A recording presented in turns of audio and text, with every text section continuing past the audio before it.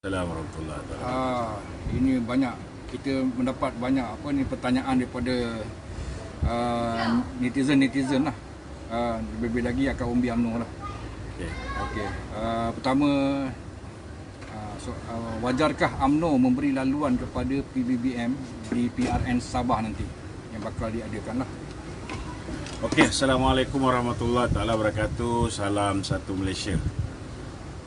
Wajarkah UMNO bagi laluan kepada PPBM? Saya nak beritahu pada pilihan raya umum yang ke-14, UMNO telah memenangi pilihan raya umum, bukan UMNO, Barisan Nasional telah memenangi pilihan raya umum yang ke-14 untuk negeri Sabah. Yang Amat Berhormat Musa Aman, Datuk Seri Panglima Musa Aman telah pun mengangkat sumpah sebagai Ketua Menteri. Ketua Menteri. Malangnya ada beberapa orang kita, kawan-kawan kita juga, Jamawi Jaafar dan beberapa orang lain, telah melompat menyertai Datuk Seri Syafiq Apdal, menyebabkan Datuk Seri Syafiq Apdal mempunyai majoriti untuk membentuk kerajaan baru. Jadi kena ingat bahawa yang menang di Sabah ialah Barisan Nasional, bukan Bersatu, bukan juga Warisan. Cak kapal. Okey. Jadi apa yang berlaku, malangnya akibat daripada pujukan dan gerak kerja, pujukan dibuat oleh Datuk Syamuddin Tun Hussein dan gerak kerja oleh bekas tusa politik dia, Akbar Khan, dan juga Firdaus Abdullah, iaitu CEO TV3 sekarang ni, yang telah memancing, mengumpan ahli-ahli Dewan Undangan Negeri daripada Barisan Nasional, khususnya UMNO. Mereka akhirnya melompat beramai-ramai. Itu acara lompat yang saya rasa amat gemilang, tapi lompatan ini tidak membawa sebarang pertukaran kerajaan. Cuma akhirnya mereka ni jadi kokang mati beragan. Jadi kokang mati beragan kerana lompatan mereka tidak menyebabkan pertukaran kerajaan negeri. Hanya baru-baru ni, bila mana kerajaan pusat dah bertukar, barulah Datuk Seri Panglima Musa Aman buat satu gerakan, akhirnya telah berjaya menukar kerajaan negeri. Dan sementara menunggu tarikh mengangkat sumpah Yang Amat Berhormat Datuk Seri Panglima Musa Aman, tiba-tiba Syafiq Apdal telah mengumumkan Dewan Undangan Negeri dibubarkan. Sehingga sekarang ni saya rasa belum ada secara rasmi, speaker tak ada sebut belum ada pengumuman secara rasmi oleh TYT yang mengatakan bahawa pilihan raya negeri akan diadakan.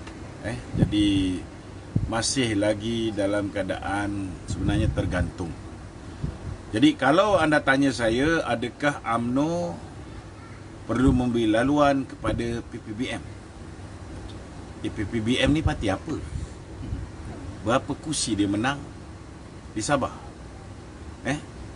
Saya nak beritahu yang menjadi adun PPBM hari ini di Sabah semua daripada UMNO. Semua daripada UMNO. Hanya seorang je ahli Dewan Undangan Negeri UMNO yang tak melompat. Jadi inilah masa terbaik untuk kita berikan sokongan padu kepada Datuk Seri Panglima Bung Mokhtar Radin, supaya Barisan Nasional bertanding di 72 kerusi semua sekali. Satu pun kita tak perlu bagi kepada PPBM. Kalau misalnya dah tak ada calon sangat sekalipun, dah terdesak sangat, saya rasa orang Sabah tidak ada masalah langsung Tidak ada masalah untuk mencari calon pilihan raya. We have no problem at all. Tapi kalau dah terdesak sangat pun, pastikan orang yang kita nak terima ni, mereka ini menandatangani perjanjian supaya tidak menjadi lompat si kata lompat sekali lagi. Kena ada perjanjian. Lompat saja 100 juta, habis cerita. Kalau 10 juta, dia orang ni boleh lompat lagi. Sebab dia boleh cari duit. Dia boleh cari duit. Orang yang nak membayar ni pun bukan kecil anak, 22 tahun merompak kan. Dia mampu untuk membayar. Jadi bagi saya menyokong penuh pendirian Datuk Seri Panglima Ketua Perhubungan UMNO Negeri Sabah dan juga pengurusi Barisan Nasional Sabah, Bung Mukhtar, supaya Barisan Nasional meletakkan calon di semua kerusi. PPBM ni dia nak bertanding, tak ada masalah. Tak ada orang boleh larang PPBM bertanding. Bertandinglah. Lagipun Muhyiddin kata gunakan pengaruh dia. Jadi kita tengok di Sabah, tak payah cerita Semenanjung, di Sabah saya cabar Muhyiddin letak calon bertanding atas tiket bersatu, lawan dengan calon daripada Barisan Nasional. Kita tengok pengaruh abah engkau kuat ke, pengaruh bos aku kuat. Begitulah ceritanya. So Datuk, okey, sekiranya lah PBBM andai katalah dibenarkan juga, maksudnya diberi peluang juga untuk untuk bertanding di kursi-kursi di sana. So apakah implikasinya daripada orang kata kesan daripada ataupun orang kata dia punya, dia senang saja.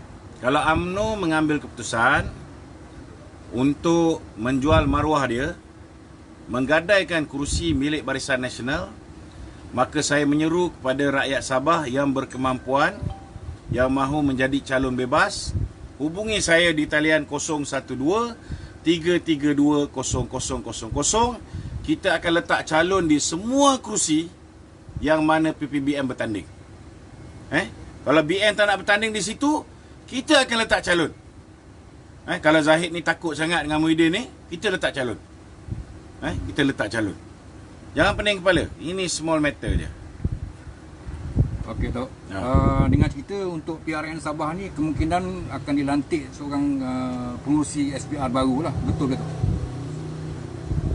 Pengurusi SPR baru ada desas-desus. Walaupun saya tengok beberapa pihak telah pun membuat kenyataan mengatakan Ambiga akan dilantik menjadi pengurusi SPR yang baru. Saya tak terkejut, sebab saya yakin bahawa kerajaan hari ini ialah kerajaan yang masih ditunjangi oleh Pakatan Harapan. Walaupun kita ada Perdana Menteri yang namanya Muhyiddin Yassin, partinya kononnya telah menyertai gabungan MP-MP daripada Perikatan Nasional, tetapi hakikat dan realitinya bos dia masih lagi Mahathir Mohamad. Masih lagi Mahathir Mohamad. Dan kalau misalnya Mahathir kata lantik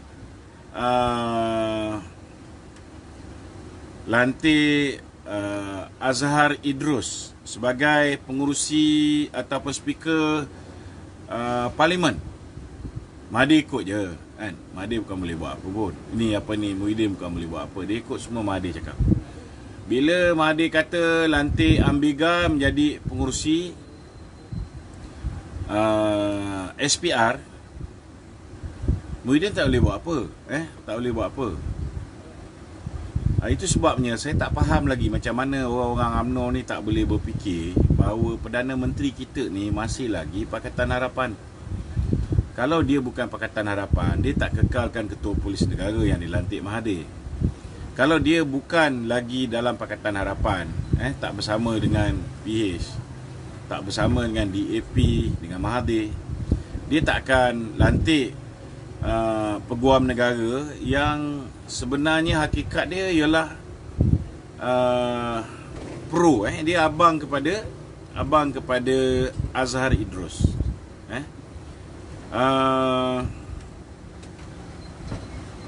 Kena faham kenapa mereka perlu melantik Ambiga. Kalau ni betul.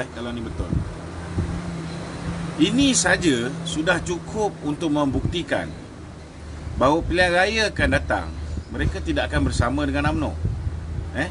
Mereka sudah bersedia untuk memastikan kemenangan mereka, Pakatan Harapan, dalam pilihan raya umum yang ke-15. Itu sebabnya mereka perlu letak seseorang yang penting untuk duduk di kursi yang penting. Macam nak menang contohnya perlawanan bola sepak. Nak menang perlawanan bola sepak, dia tahu Bersatu tidak ada kekuatan untuk menang. Dia tahu PH ni orang dah marah, DAP ni orang dah benci. Jadi kalau kita lawan dengan mereka secara adil, on a level playing ground, dia orang tak boleh menang. Jadi apa yang biasanya orang nak menipu ni dia buat? Dia akan lantik referee yang berat sebelah. Ini sama jugalah. Kalau pengurusi SPR, you lantik pengurusi bersih untuk jadi pengurusi SPR. Jadi mana datang logiknya? Orang ni dah tentu-tentu berat sebelah. Orang ni adalah merupakan champion kepada gerakan LGBT. Jadi mana datang logiknya? Jadi saya tak tahulah macam mana orang UMNO, bukan yang bawah ni cerdik. Yang agak pekak sikit ni yang berada di atas. Macam mana tak boleh fikir bila Ambiga ni diangkat menjadi pengurusi SPR, orang UMNO masih tak boleh nampak lagi bahawa inilah agenda mereka bagi memastikan kemenangan Pakatan Harapan dalam pilihan raya yang akan datang. Kalau Muhyiddin ni umpamalah kawan-kawan UMNO ni, kalau dia umpama dia nak lantik pengurusi SPR ni, kurang-kurang dia akan tanya dengan Presiden UMNO. Kurang-kurang dia tanya dengan timbalan Presiden UMNO apa pendapatnya, Tapi saya tak tahu apa yang orang UMNO fikir. Kalau yang Muhyiddin fikir, saya dah lama tahu. Dia hanya buat kerja untuk bos yang sebenar, Mahathir Mohamad. Yang ini jelas, kita tak payah bincang lagi. Tetapi saya tak tahu apa yang orang UMNO fikir. Nak mati beragan ke, nak mati perlahan-lahan ke, nak mati bunuh diri. Yang ini saya tak pasti. Itu je. Okey, Tok. Berbalik kepada isu kes Datuk Najib yang lepas. Setelah keputusan yang dibuat oleh mahkamah, kita dapati Perdana Menteri hampir orang kata hari-hari memberitahu rakyat bahawa percayalah kepada dia, dia akan buat satu orang kata mesti yakin dengan perundangan yang dia ni telus. So besok lusa bila dia dah jatuh, besok lusa bila kes anak dia, kes menantu dia, kes biometric system, kes hubungan dia dengan Nikaji, dia bayar Nikaji 5 juta terbuka balik, bila kes Bistarinet terbongkar, kes dia bagi kepada suami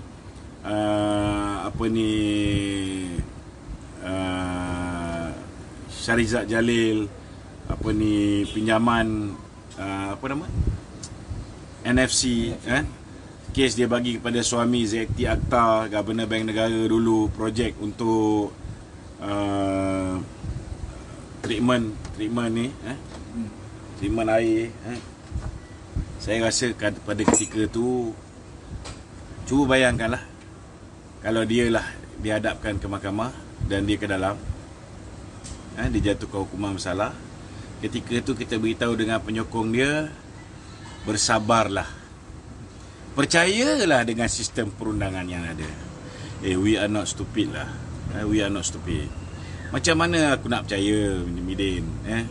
Kau cuba bayangkan, kau orang perintah, perkara pertama yang kau buat, kau lantik ketua komunis negara ni punya lawyer, Tommy Thomas, sebagai peguam negara.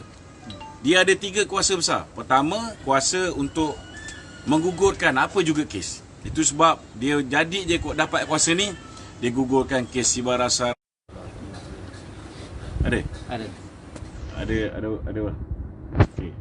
kes yang melibatkan Tamrin Ghaffar, kes yang melibatkan Pang Likul, kes yang melibatkan LTTE, kes yang melibatkan Lim Guan Eng. Semua dia gugur. Sebab apa?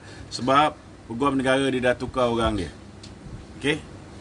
Kedua, peguam negara juga ada kuasa untuk mendakwa sesiapa saja yang dia suka. Itu sebab ketika zaman dia, kes Rafiq rasuah di Melaka tak kena dakwa. Kes anak Mak Sabu punyalah lama nak kena dakwa. Kes ganja dia.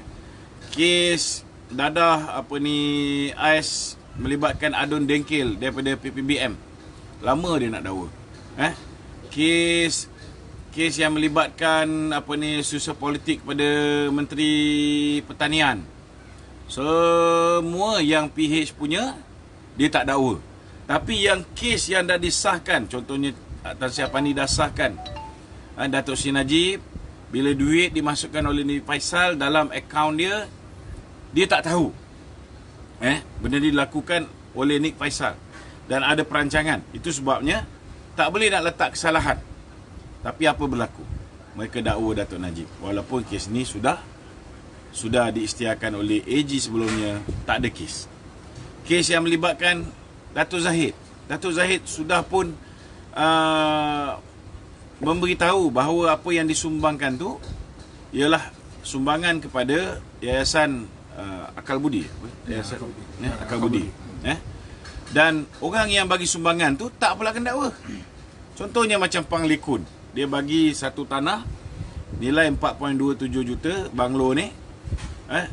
Bila Lim Guan Eng tukar status tanah daripada tanah pertanian kepada pembangunan, apa jadi? Dia dapat dia dapat rumah banglo ni daripada 4.27 juta dapat below market price 2.8 juta ringgit. Pang Likun kena dakwa.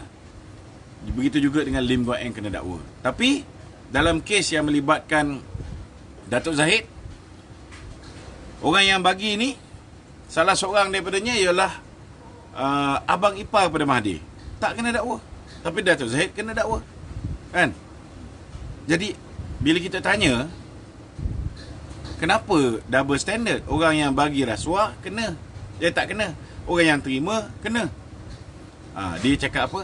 Dia kata tak apa, kita dakwa dulu, kita siasat kemudian. Inilah yang kita panggil sebagai law of the jungle.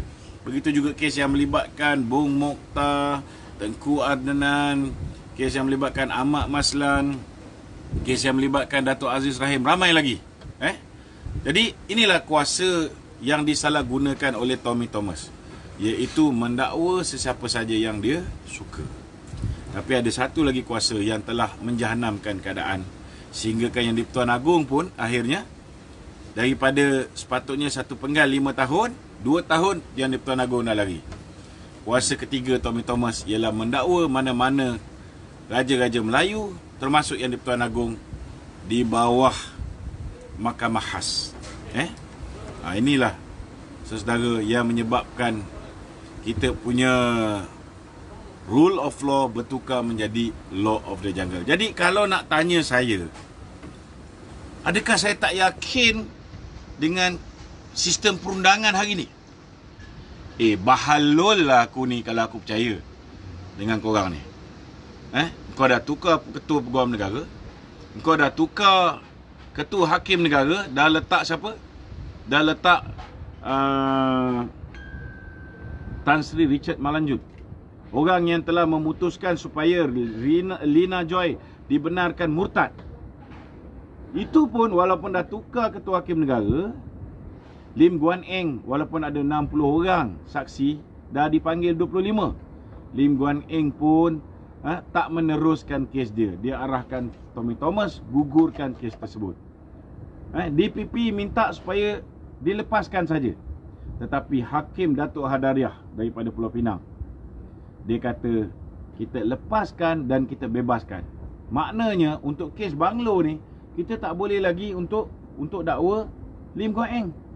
Dah tukar kerajaan pun tak boleh dakwa balik. Kenapa? Sebab Hakim Datuk Hadariah telah pun disebabkan menukar ketua hakim negara ni, kesan dia Hakim Datuk Adaria, tuan-tuan, telah membuat keputusan supaya Lim Guan Eng dilepaskan dan dibebaskan. Bagi yang tahu undang-undang, dia fahamlah maksud dia. Bila Mohsin membuat rayuan memohon supaya disemak semula keputusan Hakim Datuk Adaria, apa berlaku? Apa berlaku, tuan-tuan? Hakim Datuk Adaria, walaupun yang patut menyemak kes tersebut ialah Hakim Abdul Karim, Datuk Abdul Karim, pagi tu sepatutnya semak kes ini. Tetapi tiba-tiba arahan wahyu datang daripada atas, daripada Ketua Hakim Negara mengarahkan ditukar hakim daripada Datuk Abdul Karim kepada Datuk Hadaria balik. Datuk Hadaria menyemak kehakiman yang dibuat oleh Datuk Hadaria. Jadi saya pun tak tahu, takkanlah ada lembu lagi yang nak percaya dengan sistem macam ni. Minta maaf lah. Tak boleh brain lah, kata orang zaman sekarang ni. Tak boleh brain, tak boleh masuk otak. Macam mana Hakim Datuk Adaria menyemak keputusan yang dia sendiri buat. Benda ni, tuan-tuan, dalam dunia tak pernah berlaku. Hanya di bawah rejim Law of the Jungle, Pakatan Harapan, dan diteruskan oleh Muhyiddin Yassin. Orang lain tak boleh buat. Sama juga kes Datuk Seri Najib. Hakim yang diputuskan untuk menjadi hakim, siapa dia? Ialah Hakim Sufian Razak. Tetapi tak sampai seminggu, tuan-tuan, tiba-tiba seorang hakim junior daripada Mahkamah Komersial telah dipindahkan ke Mahkamah Tinggi untuk mengambil kes jenayah buat kali pertama, kes Datuk Najib. Mana ada hakim tiba-tiba terus ambil kes berprofil tinggi. Lepas tu kes Datuk Zahid pun dia hakim, kes Tengku Nan pun dia hakim, kes semua sekali LTTE yang bebaskan LTTE pun dia juga jadi hakim. Tuan-tuan, takkan kita bodoh sangat tak boleh fikir? Are we really that stupid? So nak suruh saya cakap apa lagi? Kalau korang cakap aku tak percaya dengan sistem kehakiman, aku tak percaya dengan Muhyiddin lah. Sebab Muhyiddin hanya barua kepada Mahathir. Kena faham. Dan keputusan yang 28 hari bulan ni bukan keputusan mahkamah, keputusan politik untuk menyelamatkan Tengku Muhyiddin. Kerana kalau 28 hari bulan Julai itu hari Datuk Najib dibebaskan, maka tuan-tuan, secara automatik seluruh dunia tahu bahawa Mahathir seorang penipu. Kerana Mahathir lah orang kerana Muhyiddin seorang penipu. Kerana Muhyiddin lah orang pertama yang terpercaya dengan fitnah Mahathir. Walaupun peringkat awal tu dia dah nak cuti, dia dah nak bunuh. Datuk Najib pujuk dia jangan bunuh, kan? Walaupun kena ingat ni, saya nak beritahu lah dengan Muhyiddin kalau dia lupa lah bila dia kena pecat tu, Datuk Najib offer dia jadi TYT. Offer dia jadi TYT Pulau Pinang tau. Pulau Pinang ke Melaka lah, saya dah terlupa. Dia tak nak. Datuk Najib offer. Bila polis buat kawalan keselamatan dekat rumah kau, saya nak beritahu, Puan Sri Noraini telefon Datin Sri Rosmah. Telefon cuak bila tengok ramai polis kat, padahal jaga keselamatan je. Telefon. Mula-mula dia telefon Datuk Zahid. Betul ke nak kena tangkap suami dia? Datuk Zahid tanya dengan Datuk Najib. Datuk Najib kata tak ada. Dan Datuk Najib arahkan supaya semua polis tu tinggalkan, jangan duduk dekat dengan rumah Tan Sri Muhyiddin. Ini Datuk Najib tau. Dia ni tak letak pasir kat periuk nasi orang. Walaupun kau dah jahat buat macam-macam kat dia, tapi dia masih lagi offer kau jadi TYT. Kau beritahu aku, orang mana lagi yang boleh baik lagi macam ni? Tak ada, babe. Tak ada. Tak ada. Tapi apa kamu buat hari ni, kena ingat, mungkin kamu tak sempat nak merasa balasan dia. Tapi silap-silap anak-anak kamu yang tepuk tangan sekarang ni kan, dia akan rasa. Bukan kita buat lah, orang lain buat. Sebab kita bukan jenis dendam macam kamu. Itu je nak beritahu. Ada soalan lain? Tu Datuk. Okey. Satu lagi tu. Satu lagi. Okey, boleh eh? Okey, PRK di Slim. Slim River. Lah bulan depan. So apa dia punya kesan tu? Adakah sokongan akan kurang untuk barisan? Tak ada kesan. Tak ada kesan Tak ada kesan. Cuma mungkin ramai give up bila tengok pemimpin UMNO ni macam tak ada stand, kan? Orang tak nak Muhyiddin ni. Tapi pemimpin UMNO ni pasal nak menyelamatkan Tengkuk dia. Bukan semua lah Ada juga yang berani macam Datuk Puat Zakasi, macam apa ni, Tajuddin. Ramai lagi lah yang berani, kan? Tapi ada setengah-setengah tu yang penting kursi menteri dia selamat, kan? Ada setengah-setengah tu takut kes dia. Jadi orang macam ni akan menyebabkan UMNO menjadi semakin hari semakin tidak popular, kan? Jadi UMNO kena kembali kepada perjuangan asal dia. Kena pertahankan maruah UMNO tu, kan? Korang tak ambil aku balik pun tak ada hal ni, tak mati, kan? Tapi korang jagalah parti ni, kan? Kalau kau tak jaga, kalau aku smash sekali-sekala, jangan marah. Betul tak? Okey. Okey. Okey. Assalamualaikum warahmatullahi wabarakatuh.